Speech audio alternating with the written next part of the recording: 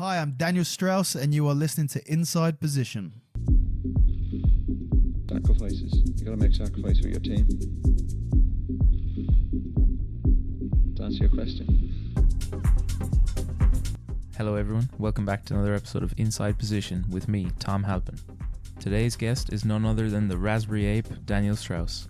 Dan has so much experience competing at the highest level of the game. It was great to have a chat with him about everything from the early days of his career, qualifying for ADCC at the age of 19 when he was only a purple belt. We also touched on his unconventional but effective approach to strength and conditioning and also grip training, as well as much more. As usual, if you enjoy the podcast, make sure you share it with your friends and subscribe to avoid missing future episodes. Here we go with another episode of Inside Position with Daniel Strauss. Hi Dan, thanks for coming on the show. My pleasure, my pleasure. The first time I came across you, I think, was rewatching ADCC 2011 years and years and years ago. And I thought it was pretty cool at the time seeing an English guy at ADCC. I was like, oh shit, maybe I could do that too in the future. And then I realized that you were very young doing it and you hadn't been training that long. How did that come about and how did you end up qualifying for ADCC when you were only maybe, 20 years old? Yes, I believe that I qualified maybe when I was 19. I was a purple belt, I think, and I was 19 when I qualified for ADCC.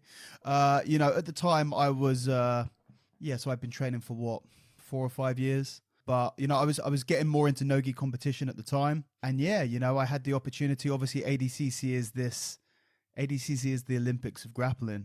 Yeah, for whatever reason, I went out to, I was crazy enough to go out to compete in the trials. The trials there were in Turku, I believe it is. It might have been somewhere else, but they were in Finland. And I flew out there by myself. I'm not sure if I had competed. I had sort of traveled and competed by myself before, but it might have been the first time. And obviously to a pretty crazy place, somewhere that I'd never been, Scandinavia. It was mad because, I remember waking up at like 1 a.m. thinking it was the proper morning, looking outside the window, the sun's up, but it's 1 a.m. That was pretty trippy. I rocked up and I went to the tournament. I almost had a little bit of a problem because it was under 77, which I was, I was 77 kilos. It wasn't an issue. And I was checking my weight all the time, as you do when you grapple. And the hotel that I was staying in was actually literally the same building that the tournament was taking place in. So the tournament was taking place in like a convention room in the hotel. If I'd been staying in a different hotel, I don't think I ever would have qualified. And I'll explain why now. So they had a rules meeting in the morning. And one of the cool things about some of them, I've been to a few trials, some of them not so much, but that trials anyway, there was no novice divisions, there were no masters divisions, there was just like 7 divisions or whatever it is, like 2 women's divisions and 5 men divisions, and that's it. So everyone there is, if they're the same weight, they're competing with you. And we had the rules meeting in the morning, and then I checked my weight, and my weight was like 70, maybe 78. It was over. And the division isn't 77, it's 76.9. And they said that. They said it's 76.9, it's not 77. You weigh 77, it's not happening. So I was like, oh dear. So my scales were basically a kilo off to their scales anyway. Which one was right, I'm not sure. So I go upstairs, I strip off, I get the shower on, and I basically try and make like a sauna in the bathroom. And it's taken a little while. I think I had maybe an hour and a half till my weigh-ins. So I was kind of shitting it a little bit at this point that I wasn't going to make weight. So I remember I wasn't really sweating much just in the room. So what I ended up doing was like crawling between the space between the wall and the shower, the water, because I didn't want to get wet. I didn't want to get, the water on my body. I just wanted the heat. So I remember just, probably half an hour before I was going to set to compete at the trials, I remember just crushed between the water behind me and the wall, trying to sweat as much as I could. Eventually, about 5 minutes before I was due to weigh in, maybe even less than that, I ran downstairs. I wasn't actually wearing any underwear. I don't even think I've ever said this before, but to save on weight, because you had to weigh in what you were fighting. So to save on weight, I didn't have any underwear under my bad boy shorts. And I weighed in and didn't have time to rehydrate.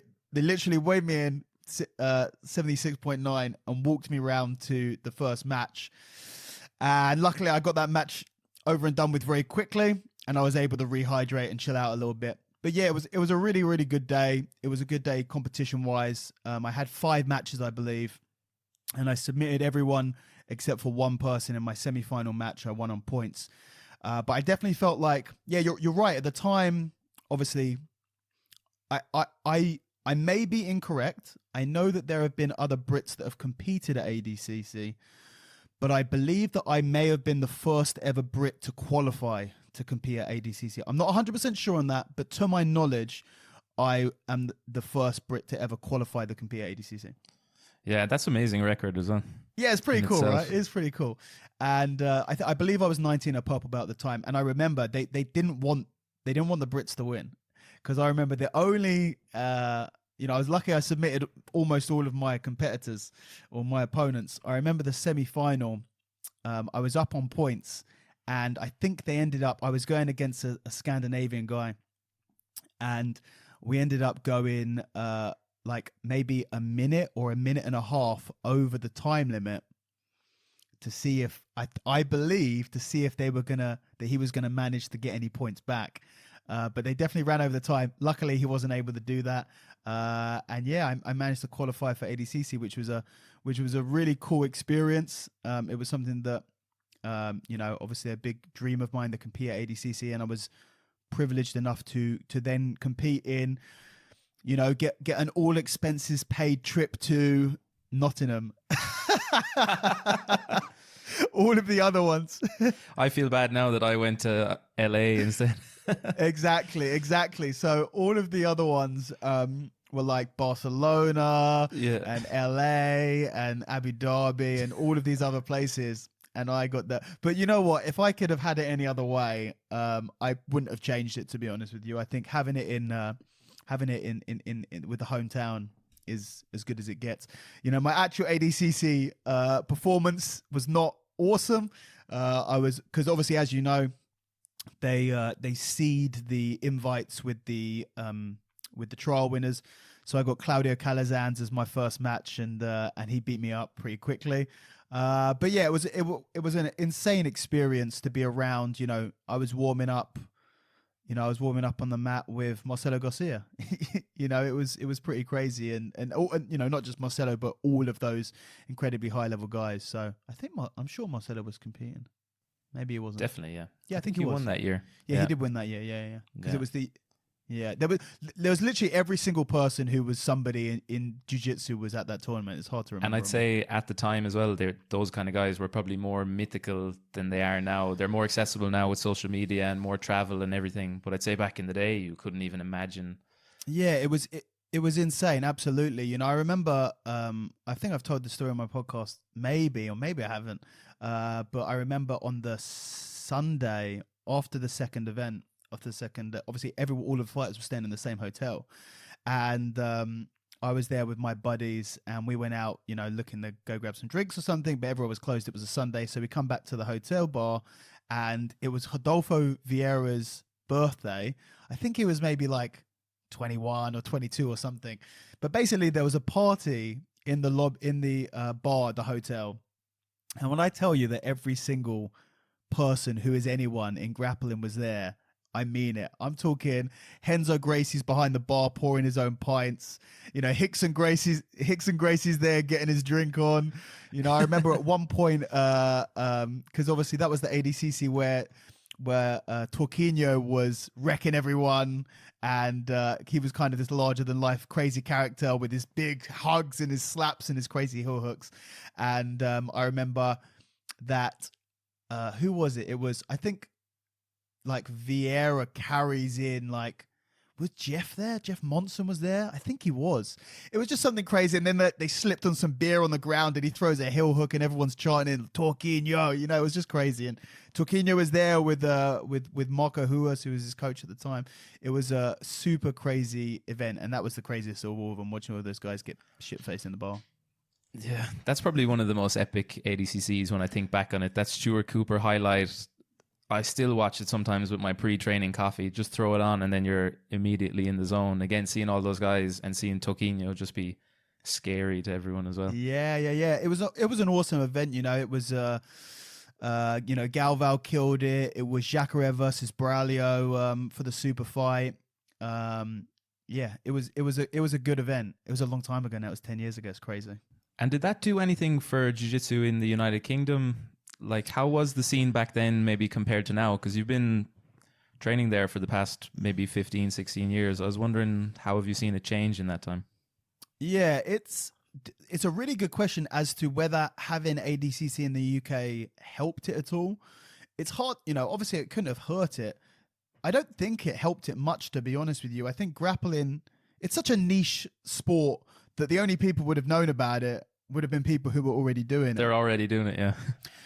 Yeah. But it is a good question, and we'll never really know the effects. But the jiu-jitsu is completely different now to how it was back then. I believe that there were, I think that maybe there were 1,000 people there, maybe not even that. If ADCC was running in the UK now, you could really pack a lot of people into an arena, I think. Not as much as if you were having it in America, obviously, but it would be very, very different to how it was 10 years ago. Yeah, the scene is very different. The number of high-level competitors that we have, the number of people that are qualified for ADCC, such as yourself, kind of if we steal you and bring you in with sort of the UK and Ireland lot, but yeah, the scene is very, very different. We have so many high-level grapplers coming up now, and it's cool to see. Yeah. And then moving on from that ADCC, did that give your career a big boost? Like, what was your next step after that? Were you aiming then for the black belt level? Like, how did it change your mentality? I think at that point, I'd already decided that I was going to sort of pursue grappling, and competing as a grappler professionally or as high level as I could. So for me, that was kind of just that was something that was just meant to happen, and it happened. I don't think it changed that much in terms of my popularity. I think the trials, winning the trials, was obviously a much bigger deal than, I didn't smash it. I didn't do a Craig Jones or anything at the ADCC and kind of come out of nowhere. So winning the trials and just being able to compete on that stage was something that I was really happy to do. And I felt that it was, it gives you a bit of assurance that I qualified for the biggest tournament in the world. And sort of one of my biggest regrets over the last 10 years since then is that I haven't so aggressively enough tried to qualify again. I've done the trials twice since then. The first time I injured myself in my second match and was unable to continue, but I missed a lot of trials. I haven't made it back to ADCC, and that's still the goal for me. And I missed a lot of trials because maybe I didn't prioritize it as much as I should have. I was given other opportunities. I think maybe one of the things, maybe even qualifying for ADCC so young in my competition career might have even have been a negative, where... And this is the first time I'm really thinking about it and breaking it down like that, because to be honest with you, I do a lot of podcasts and no one's really asked me specifically about that ADCC trials and the stuff from there. So it's a really interesting take. But maybe actually that was maybe not a positive thing for my career, in that I might have been, I was given something too early, and I don't want to say too easily, because it wasn't easy. I trained really, really hard to be at that level, to be able to qualify. But I qualified, I competed at ADCC, and then, I'm an ADCC vet, and then you just have that on your record. Whereas maybe if I didn't do that so early, maybe I would have tried to pursue it more aggressively in the couple of ADCCs following. But I was given other opportunities to do things, such as I remember one year it was a commentary. I was asked to commentate for a big. They only ran one show because it was that big that they basically ran out of money after the first show. But I was asked that was my first big commentary job in MMA, and I was asked to do that. Ironically, it was at the venue where the ADCC was being held that I would have tried to qualify for. It was like an ironic twist of fate. But I ended up doing that one year, and then another year on the ADCC date, I was offered quintet, and I thought, it's one of those things where if I hadn't have qualified for ADCC, I probably wouldn't have said no to quintet anyway, but I might have thought about it. But obviously when I was off a quintet, I jumped at the opportunity. There would be absolutely nothing that would stop me from being there. So in a way, maybe, and who knows, but I'm just sort of thinking out loud that possibly getting that qualification so early in my career might have not taken some of the hunger out, but the hunger specifically to qualify for ADCC, because I'd already done it.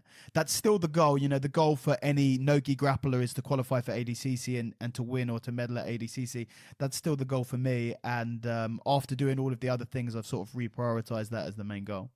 I think every competitor finds that a bit tricky as well. If you surprise yourself early on and you do better than you think, I think it's just natural, like human nature, to try and coast a bit, or not saying you're coasting, but I know I feel it myself. I have to try and resist that urge to be satisfied, because you are obviously satisfied. Winning the trials for me was probably one of the best days of my life, but I have to try and, instead of remembering back on that, I have to really, really stay on it to make sure that I can do it again, because I know that's difficult for me as well.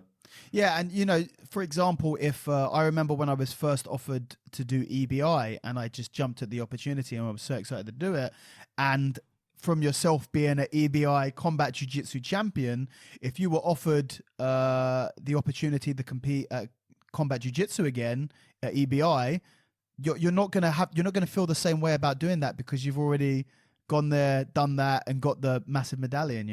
Yeah, that's one of the trickiest things in sports, is having the offensive mindset versus the defensive mindset. I think I heard Johnny Wilkinson talking about it before, that when he was younger, he was all excited and almost curious about how well can I perform on the biggest stage. But then as he got more well known as one of the best rugby players in the world, he has more of a defensive mindset. He's saying, I just don't want to screw up. I just want to get through this. And he's almost looking forward to the end of the game. So I think it's tricky once you start to have success in certain things to try and keep pushing it, keep aiming higher. And yeah, that's definitely something that I try and keep an eye on myself. So I understand. Yeah, absolutely. And then after those kind of competitions early in your careers, have you had any injuries or anything because of training a lot when you were young, competing a lot when you were young, or any issues with that? I have a chronic back injury that I picked up when I was 21, so just after ADCC, really. That really kind of, even though I was still competing and I was still winning tournaments whilst I was dealing with that, it really hindered my training a lot. I picked up a shoulder injury a few years later, about 6 months before my match with AJ at Polaris 2, and that really that was really, really bad, and that really affected me and my training. Definitely took me to the point where I was the closest to quitting jiu-jitsu that I've ever been before or since, and the fact that idea even came into my head sort of almost embarrasses me now to say it, but it was hard. And I remember, and it's hard to remember because I feel like it's such an alien concept to me, but I remember leaving every single training session, every single one, like depressed, down, which is not the opposite of how you should feel after training. And I just remember because my arm was jacked. Basically, I tore my labrum, and what would happen is about 3 or 4 minutes into rolling, it would become inflamed, and that inflammation would my arm would basically switch off. You imagine you got if you're a robot and there's an off button for the arm, my arm would switch off. And to the point that sometimes it would be, stick your hand in the gear and roll with one hand. For weeks at a time, I rolled just literally with one hand, not even trying to use the second hand because I knew that it was just going to die and it was going to be useless. But then you're trying to train for something like, the biggest match in my career at that point, which was the AJ match. And so I mentioned briefly, I tore my knee at the ADCC trials. I was meant to compete against AJ at the first Polaris, and I had to pull out because I tore my knee. Then he competed against Oli Geddes, and then I was re-offered the match at the second Polaris, and I jumped at the opportunity. Polaris was so exciting, so new, and the match was really, AJ was a super well-known, high-level competitor, and I, had never had the opportunity to compete on someone like that, especially on a show. And then I had this really bad shoulder issue, but I was like, I cannot, if I turn this down, you turn it down once, it's okay. You turn it down twice, you don't get a third shot. So the training for that tournament was horrible. It was really horrible. I felt like I was getting nowhere. I had a 15-minute match and I could not roll for more than 5 minutes at a time. I just could not roll for more than 5 minutes at a time. And I was rolling badly. I remember my guys my training partners were really worried for me in that fight, because they'd seen all of the struggle that I'd been through on the mats beforehand, and I was not in any condition to compete, to be honest with you. My shoulder was essentially hanging on by a thread, essentially, and almost literally, and it was in a really bad way. And I remember in the week before the tournament, I had to get a massage every single day. One of my very good friends is a really good sports masseuse, and I had a massage every Monday, Tuesday, Wednesday, Thursday, every single day that week to try and get the best out of my shoulder that I could. And of course, the match actually happens, and the adrenaline kicks in, and the crowd are going crazy, and you forget all about it. And I'm able to have what would definitely be the biggest the biggest moment of my career by far to this day, the biggest moment of my career in terms of the popularity that I got from it.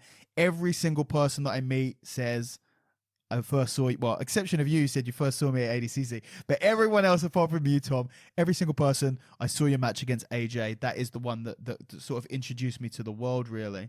So, I was able to do it. And then after that, I had surgery to reattach my shoulder. That nearly sounds more debilitating than the lower back. How have you dealt with that? Or maybe any bit of advice for anyone who's dealing with that as well? Because it's definitely pretty common in the jiu-jitsu world. Oh yeah, and it's common in the world as well. The lower back, chronic lower back pain is sort of like an epidemic in the world. It really, a lot of people get that. I injured my back when I was 21, I believe, and it's been a journey ever since. And it's a journey that I'm still on. It's something that I will almost certainly live with for the rest of my life in some way or another. What I can say is that it's significantly better now than it's ever been. But it was a very long journey. So when I first did it, it was very, very bad, as usually happens, the acute phases of these sort of injuries. The first couple of years, or the first year, is sort of a journey. I guess the first 6 months to a year is about finding out what is wrong with you. I went to GP, and they did some scans, and they said, it's a bulging disc. Leave it for a couple of months, it will go back. I say, Doc, I've already had it for 6 months. What you're telling me is rubbish. You're telling me that in another month it will be fine. I've had it for 6 months already. It's not getting better. Then I saw another doctor. He did a CAT scan on my back and revealed that I have a crack in one of my vertebrae. And he said that was a tough one. What you want to hear is, this muscle's bad, and I'm gonna poke it with, I don't know, one of my magical instruments, and then it's going to be healed. And when you get something like you have a crack in your spine, and it will never heal because the growth plates at this point are fused. Bone on bone isn't going to heal together. What he wanted to do was they wanted to put a rod through it, basically. They wanted to connect the two broken parts. And they said there's a 1 in 10 chance. So we're not talking about a 1 in 1,000, 1 in 100, 10,000 you get with a lot of... He said there's a 1 in 10 chance, 10% chance that the screw or the bolt wouldn't take. And if the bolt didn't take, you can't have it rattling around in your spine. We'll have to fuse your spine. And anyone knows, fuse spine, no more jiu-jitsu, you're done. And definitely no more competing at a high level. That was hard. That was tough. That was the moment that you hear everyone, the doctor said I'll never make it, and then you push for it anyway. So I didn't want to get the surgery done, and thankfully I didn't get it done. And then a year down the line, I saw another doctor, and it was a different diagnosis as well. So the first 6 months, I don't want to go too far down that route, but the first sort of 6 months to a year, what is going on, and then the year to the year and a half, 2 years, it's what can I do. Not what can't I do, what can I do, or what can't I do in avoiding those things. So I started to learn that certain things flared it up, certain things didn't flare it up, and basically I would push towards the things that didn't hurt and pull backwards from the things that did hurt. So basically the main thing that hurt was any hinging of the hips. So I usually pass guard from standing on my feet, like bent over. If I did that for a little bit too long, that would be no good. Wrestling was out of the question. I tried wrestling a few times. It was one of the reasons why I never was able to work on my wrestling for the majority of my middle part of my career, because any bent over position, very, very bad pain. It's also what happened in a lot of my matches that would be exacerbated with the adrenaline, and sort of you tense up more. You tend to tense up more, whatever it is, when you're competing. And my back would get really bad when I compete. Stuff like standing up for a long period of time, say more than 5 or 10 minutes, could be really bad. And walking for more than 5 or 10 minutes could be really bad as well. So it really did affect my life a lot. The walking, what I found, and I definitely think that exposure therapy is very important for these sort of things. When you can't do something, it scares you to do it, so you don't do it, so you get worse at doing it, and it's a vicious cycle. With the walking thing, I was never big into walking, but at this point now, I couldn't walk for more than 5-10 minutes. It was out of the question. I got a dog, and I started having to walk my dog, and being forced to go for 20-minute, 30-minute, 40-minute walks healed my back. Now, I'm not scared having to go for a walk for 2 hours or 3 hours. I can do that, no problem. So that was just working up to it and sort of pushing it to the limit, but not going past that limit. And that's definitely a big lesson for injuries. And then definitely what I'd say was a huge improvement that I've had over the last couple of years, to the point now where I say that I am almost completely functional, way more than I was. So we're talking that I've had the injury for almost 10 years. So 8 or 9 years I've had this injury. I'd say for the first 6 years, I was at limited functionality. And the last couple of years is way better now. And that is from doing stuff that you would think would be terrible for your back, which is stone lifting and heavy sandbag lifting, stuff that you look at and you go, that is the way that you break your back. And I look at that and go, that is literally the way that I fix my back. And my back is now, I can do stuff that I honestly could not have dreamt of doing 5 years ago. Yeah, it's funny. It goes back to that thing you were saying about that the exposure to it is actually important. Because I remember recently, even I was reading a bit about some study from, I think, Duke University, and it was about where everyone gets the ideas that when you're squatting, don't let your knee go in front of your toe because it puts more pressure on your knee. And then they say, oh, it puts more pressure on your knee, don't do it. Instead of, oh, it puts more pressure on your knee, brilliant. We'll build up to it, and then we'll gradually add weight, and then our knees will be strong as fuck. Exactly. And there's a lot of things like that. Don't round your back. That's the same thing. It's the same thing with the sandbag and the stone lifting. Don't round your back. Absolutely right. With the knee stuff, you've got a guy who's getting very, very popular these days is knees over toe guy, which is literally based his entire branding around the idea. And it's something that I've been doing a lot more as well. Squatting is one thing that I've always been able to do when I got really good at, because it was one of the only things that I could do, because I had good hip mobility where I could squat with no hinge. So there was no bending forward, so I could squat a lot. So I got really good at squatting when I couldn't do anything else, basically. Now, yeah, you're absolutely right. People avoid risky positions because they're risky. But what you actually want to do is be more competent in risky positions, and that makes it less risky. So you look at something like you're saying with knees over toes or rounded back when you're lifting. When you're grappling, how are you going to stop yourself from doing these things? How are you going to shoot a takedown? Your knee could not come more over your toe when you shoot a takedown, right? And what about when you're picking someone off the ground or you're doing certain movements? Your back is not going to be straight. It's going to be rounded. So in order to bulletproof yourself or protect yourself, you need to be strong in those positions that would be, if you hadn't trained them, risky. And then because most of the injuries that I see in jiu-jitsu related to lower back, it's from doing deadlifting or CrossFit. And it's more about they're deadlifting too heavy with bad technique, or doing CrossFit and you're just doing, I don't know, something stupid like 100 deadlifts in a minute. How would you kind of modify the strength training for jiu-jitsu? Personally, it's my belief that a straight bar deadlift is unnecessary.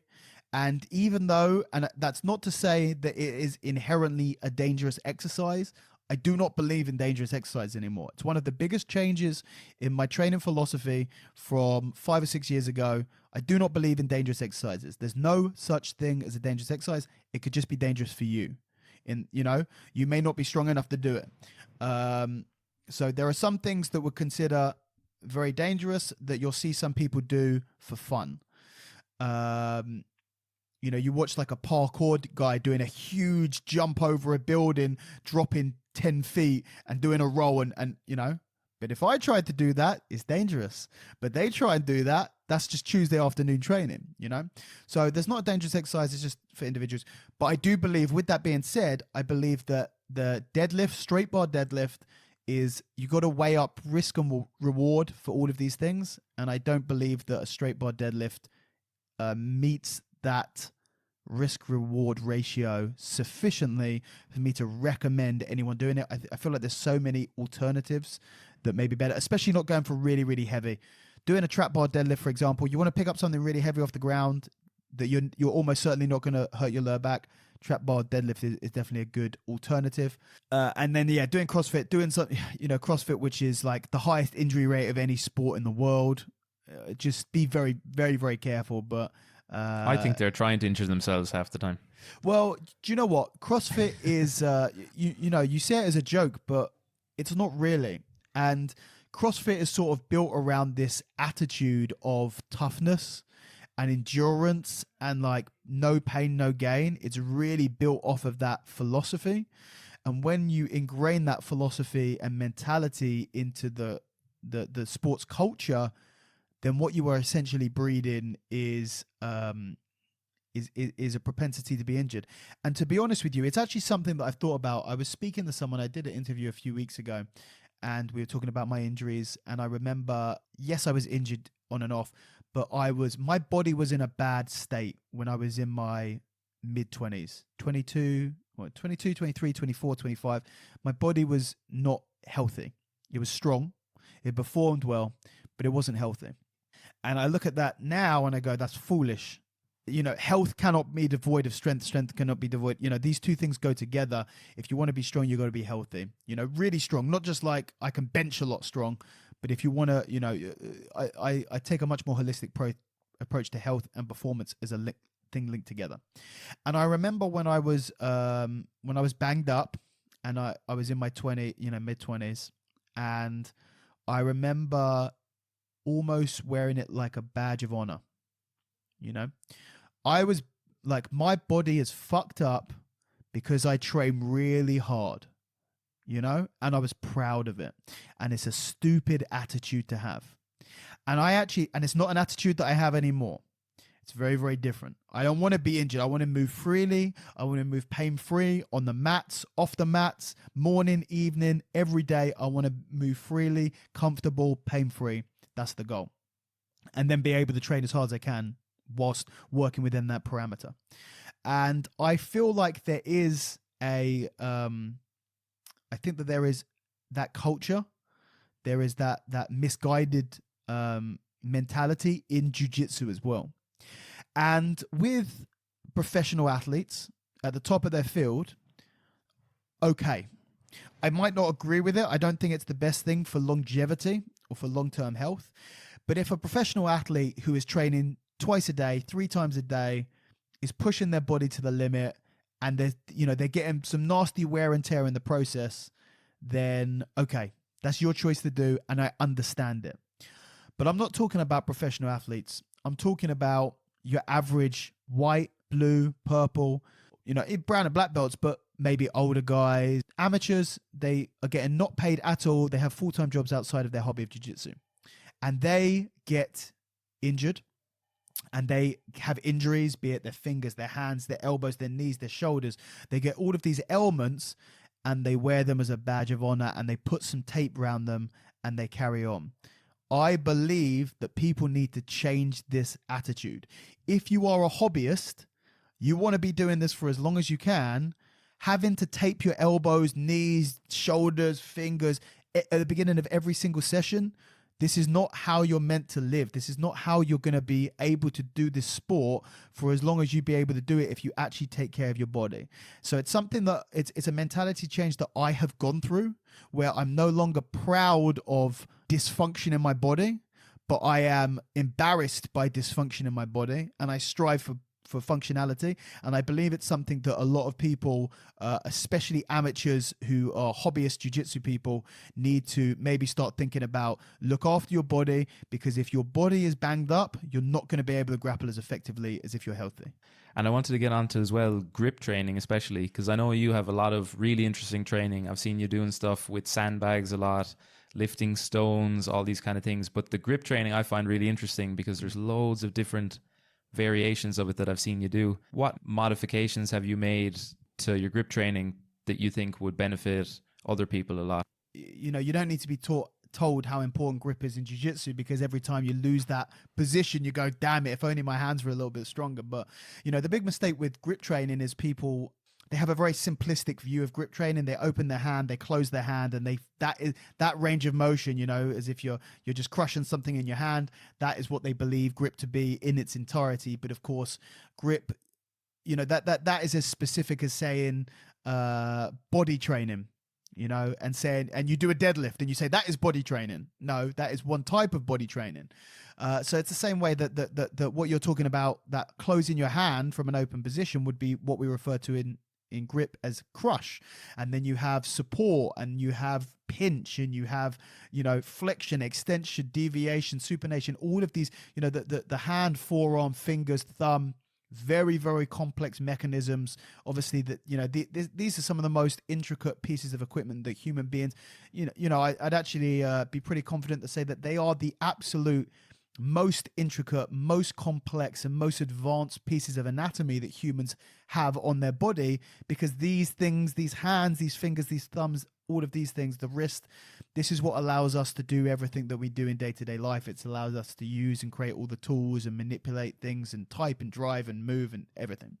The training for someone who does no gi and the training for someone who does gi, when it comes to grip training, it's going to be very different, because that is the biggest difference between the two, right? It's how you actually use your hands.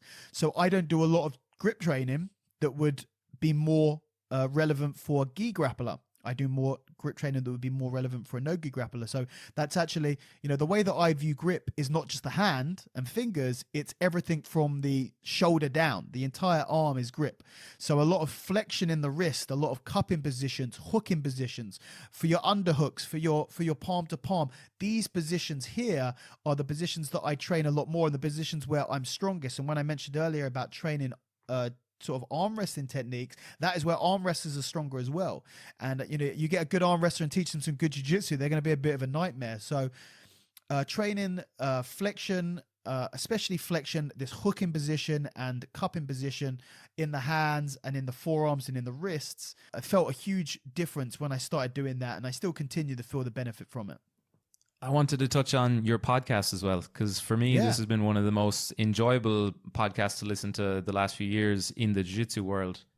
And there's a lot of great stuff in it about the history of UK jiu-jitsu. What are kind of some surprising guests that you had? Maybe not surprising, but someone that's very interesting that you weren't expecting. Yeah, absolutely. You know, I've done, I think I'm on episode 85 or something at the moment. And yeah, you know, I've been very fortunate, and it has become a bit of a documentation on UK Brazilian Jiu-Jitsu history. And I have got some people from other parts of the world, but obviously mainly the UK. That was not on purpose. That was just a natural evolution. When you sit down and you talk to people who are old school UK jiu-jitsu guys, and you talk to them about their history, then you're going to start to create this mosaic, this picture, sometimes very deep in some places, and they interlinked and they intersect, and different people talk about, you know, each other and stuff like that. And it's great, you know, and it's actually a lot of people really like it just for sort of the historical aspect of it, and then other people prefer sort of listening to more practical stuff. But yeah, you know, I've spoken to some really high level guys. I'm just going through my phone now to remind me. I've done so many of them, but I have really spoken to a lot of people, and some of them have been yeah, some of them have been really surprising. Just trying, a few of them come to mind, but obviously I've spoken to some really high level guys that you expect. They're always good. Talking to Braulio, talking to Legato, talking to Mauricio Gomez. These are all incredible episodes. Mauricio was sort of the main one that I wanted, full stop. I'd rather have him than anyone, just because at the time he was so camera shy and sort of media shy. He's a lot more open and he does a lot more stuff in front of the camera now. But I remember the first time I asked him, he said, "No, I don't want to do it." And I was like, "Okay, I'm gonna keep on hassling him." And thankfully, his now wife Natalie was kind enough to basically coerce him into doing it with me, and I really enjoyed that. But I remember one, for example, was John Hegan, who was actually I'm always looking for, it's finding that balance between you either want to have someone who's high profile and people want to hear from, or someone who's not high profile but they're really interesting and they have a really good story to tell. And John was one of those people who I hadn't actually heard of, and two of his students who had been to some of my seminars, they said, "Look, our instructor's really interesting." I think they sent me an email. They mentioned it, and then they sent me an email. "It's really interesting. He's done this, that, and this. Do you want to have him on?" And I looked at it, I was like, you know what? Why not? I'll give it. One of my favorite episodes. John is such an interesting character, and really, really quite old school. Trained with the Gracies really a long time ago, and he works in a juvenile correction facility for the last 20 years. And, talking about using jiu-jitsu in a practical setting, you won't find someone probably with that much experience of hands-on using jiu-jitsu to control people, not in a controlled environment in the real world, having to wrestle with these kids, getting out of line for 20 years.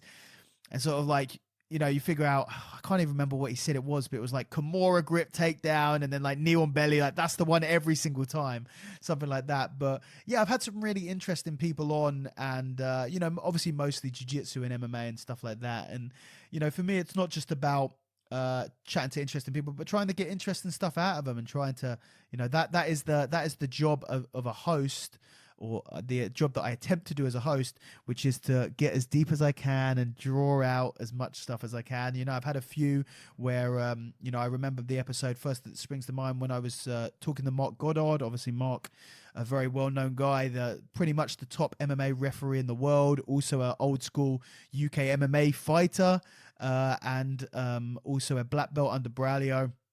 I had a really great discussion with him.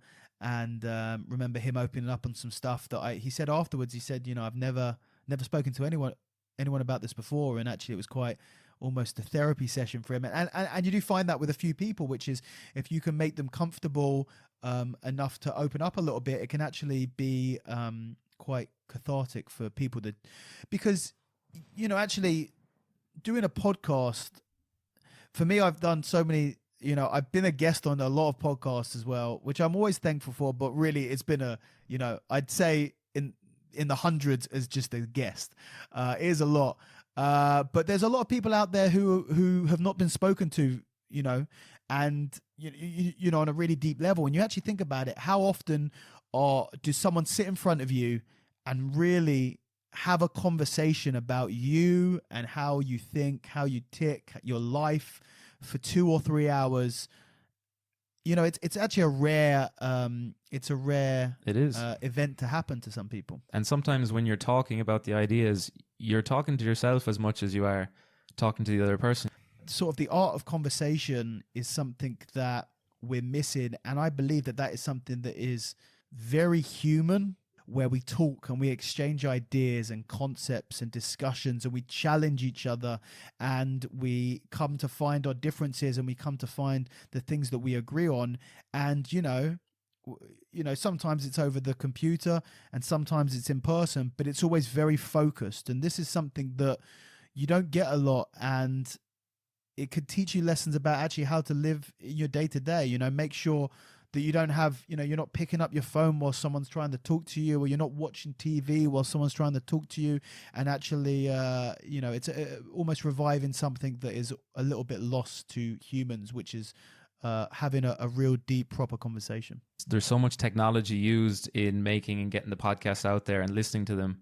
But at the same time, it's almost an antidote to all the technology that we have all the time. It's almost like a break or going back old school. The same way you go back old school with those old exercises, lifting stones and everything. There's definitely a lot of value in some of the old school things that have been thrown out of the way for the new, modern, shiny things. Absolutely. And yeah, you're right. You know, it's something that I believe in. It's something that I try to live my life by, and be that new does not always mean better. And yeah, you know, for me personally, I am really interested in history. I'm especially interested in mythology and ancient literature, and with my training methods, a lot of them, you know, some of them are what you would consider ancient, with thousands of years old, and you know, stuff like stone lifting is pretty much the oldest form of strength training you can do.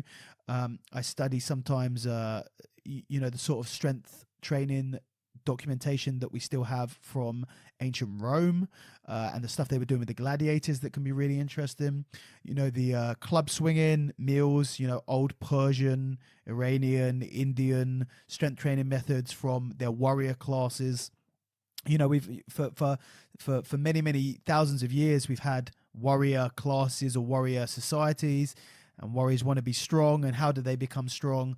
And then stuff from even as early as far back as, you know, 100 years ago, technology and things have made a very fast leap of progression, and we've lost some exercises and some styles of training that were very popular even 100 years ago that are unheard of now. I really do try and live by the Bruce Lee philosophy of you know, absorb what is useful and discard what is not. And before I let you go, I was talking to a few people at the gym today. I was saying, I'm chatting to Dan in a while, any questions? And everyone asked the same couple of questions. They were saying, why the raspberry ape and why the denim? And I was like, lads, is that all you want to know? But apparently that's what everyone wants to know, Dan. So enlighten us. There are two things where the fake answers are so much more interesting than real answers. But there's certain exercises that I won't wear denim for. There's certain exercises that I will wear denim for. And I think that it makes you stronger? I absolutely do. It definitely makes me stronger. Well, there you have it. There's strength in the denim. Thanks a million, Dan, for coming on the show. It was really great chatting to you now today. I appreciate the time. My absolute pleasure. It's great to chat to you, and it's good to see what you're doing with the podcast. I wish you all the best with everything that you're doing, your training. Thanks, Dan.